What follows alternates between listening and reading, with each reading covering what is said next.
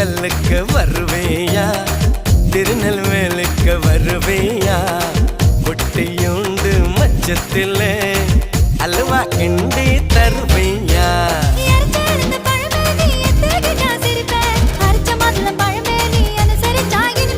கிடைச்ச மந்தரி பழமே நீ கெட்டதெல்லாம் ஜெயிப்பேன், வெடிச்ச வெள்ளரி பழமே வெக்கம் பார்த்த எடுப்பேன்.